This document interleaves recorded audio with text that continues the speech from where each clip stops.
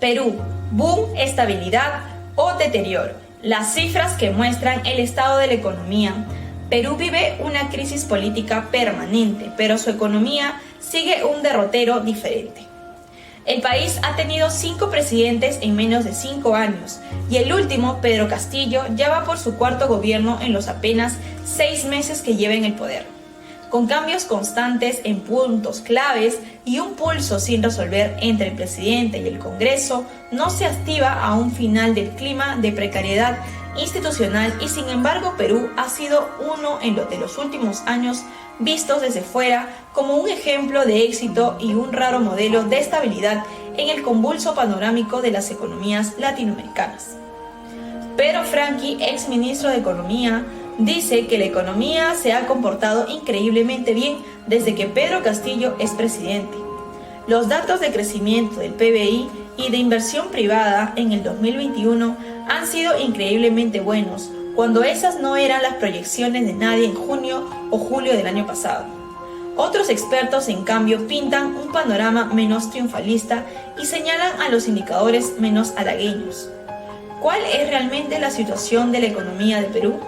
Fijémonos en algunos de los indicadores claves. Un PIB que crece, pero ¿lo hace suficiente? De acuerdo con las proyecciones del Banco Central de Reserva del Perú del Producto Interno Bruto del país, creció en el 2021 un 13.2%. El aumento se aplica en gran parte por la pronunciada caída del 11% registrada el año anterior como consecuencia del golpe de la pandemia, que se cebó especialmente en Perú. Pero aunque el bajón exterior sea una de las explicaciones, Perú puede presumir de haber recuperado su nivel de PIB previo a la pandemia mucho antes de lo que habían pronosticado los expertos y haber crecido muy por encima de la media latinoamericana. Así que los augurios de algunos de los rivales y detractores de Castillo en la campaña, que vaticinaron un colapso de la economía al estilo del producto en Venezuela chavista, parecen lejos de haberse cumplido. Sin embargo, en los últimos meses se acumulan los motivos para la preocupación.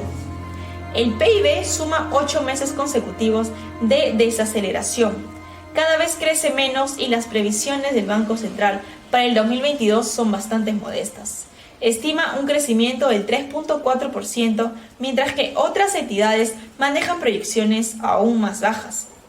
Diego Macera, experto del Instituto Peruano de Economía y miembro del directorio del Banco Central, le dice que crecer a un 3% está bien para una economía desarrollada como la de Estados Unidos, pero para un país emergente como Perú es muy insuficiente. La inversión extranjera no cayó, pero parece que lo va a hacer según Franqui. Se calcula que en los primeros meses de la presidencia de Castillo hubo una fuga de capitales de 15.000 millones, aunque el exministro cree que fueron sobre todo los inversores locales que buscaron refugio en el dólar.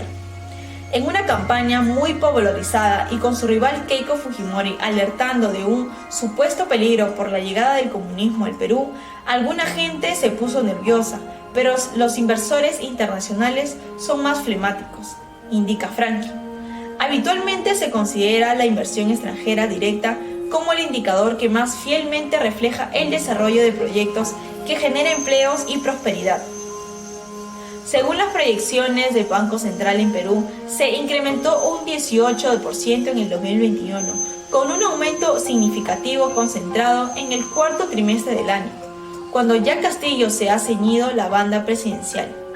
Esta cifra representa un gran aumento, pero las perspectivas para el 2022 son menos alentadoras y se estima que al final del año se habrá reducido un 17%.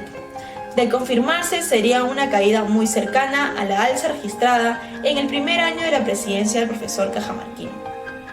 El repliegue inversor del 2022 bien podría estar influido por un panorama internacional más incierto, sobre todo por la evolución de la inflación que ha alcanzado en todo el mundo desarrollado niveles no vistos en décadas. Pero Macera cree que, hecha las sumas y las restas, el contexto internacional sigue siendo muy favorable para Perú, sobre todo por el alto precio de los metales. El experto considera que las promesas de reforma constitucional de Castillo pueden haber disuadido a los inversores, igual que el nombramiento de algunos altos cargos sobre los que pesan sospechas de corrupción o incompetencia. Aunque ya no parecen que las promesas de reforma constitucional se vayan a concretar, si uno mira el panorama en su conjunto, se percibe una desconfianza de inversores que respondan a factores internos. Un boom minero o una oportunidad perdida. El sector de las minerías y los hidrocarburos de un sector crítico para Perú en el 2019 que representaba un 12.2% de su PIB, gran parte de su economía depende de las exportaciones de metales. El sector minero experimentó un incremento estimado interanual del 9.6% en el 2021. Pero de nuevo esa cifra responde en gran medida al enorme bache del año anterior y en enero y noviembre de 2021 la producción minera fue un 5% inferior en la del mismo periodo del 2019. En un contexto de alza del precio de los metales, con la cotización del cobre en los mercados internacionales en niveles récord, muchos observadores temen que el país esté perdiendo la oportunidad que supone la tendencia mundial a buscar energías alternativas a los combustibles fósiles para que las que requieren minerales que abunden en Perú. Hay un boom minero que deberían favorecer que los inversores llegaran al país, pero las cosas no van según lo esperado porque el diálogo de las autoridades con las compañías extranjeras no fluye, señala Hugo Ñopo, analista del Centro de Investigación GRADE. Un informe del Instituto Peruano de Economía atribuye el bajo desempeño del sector, lejos aún de su nivel anterior a la pandemia, a la intensificación de los conflictos sociales y al agotamiento de recursos minerales, en algunas zonas ante el retraso de nuevas inversiones. Pese a que Castillo prometió que la campaña que alcanzarían nuevos recuerdos con las empresas que explotan las minas, para que éstas superaran un beneficio a las comunidades, un reciente informe de la Defensoría del Pueblo reportó un aumento de los conflictos sociales en todo el país y Rolando Luque, adjuntó a este organismo, señaló que existe un crecimiento extraordinario en el número de conflictos. Quizá el más emblemático sea el que afecte a Las Bambas, en Chumbivilcas, una de las mayores minas de cobre del mundo, donde las comunidades locales mantienen un pulso con la empresa china que las explota, que ha obligado a suspender en varias ocasiones su actividad de economía estable. Su evolución en los últimos años ha hecho de Perú un ejemplo de estabilidad en una región poblada por países, monedas inestables, cuentas públicas desequilibradas. Perú lidera por delante de Chile y Colombia el ranking de estabilidad económica de Bloomberg, que mide distintos factores políticos, económicos y sociales. Pero para Franqui esto es consecuencia de la solidez de sus finanzas públicas y políticas económicas, y no de la situación política del país. El exministro cree que hay fuerzas heredadas y que contribuye a que las cosas vayan bien. El país cuenta con unas cuentas públicas saneadas. Su bajo déficit fiscal de 3.3% destaca en el contexto latinoamericano, pese a que la pandemia obligó a movilizar fondos para aplicar medidas de estímulo y apoyo a la economía.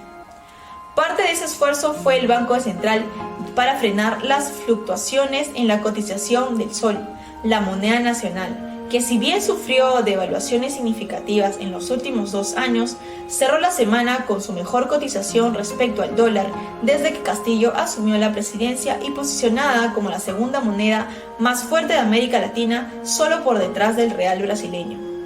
Sin embargo, el margen fiscal del Estado no se ha empleado en reformas económicas de calado que corrijan las carencias que sufren gran parte de la población, sobre todo en el Perú rural.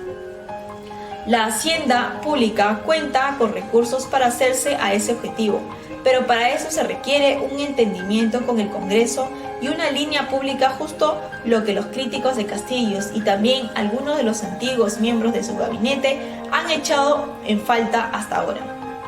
Un salario que no alcanza. Los críticos del modelo económico implantado en las últimas décadas en Perú se quejan de que el crecimiento económico no se ha traducido en beneficio para la población ni en una reducción significativa de las desigualdades. En un país en el que la informalidad y los bajos ingresos marcan el día a día de muchas personas, esto ha agravado para bastantes las dificultades en el contexto de inflación como el actual.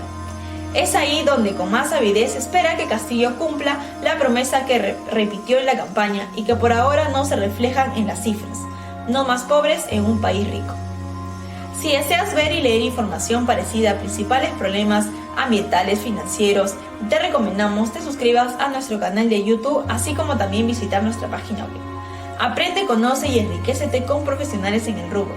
¿Qué esperas de ser parte de esta comunidad educativa? Inscríbete hoy en consejosiberoamericanos.com.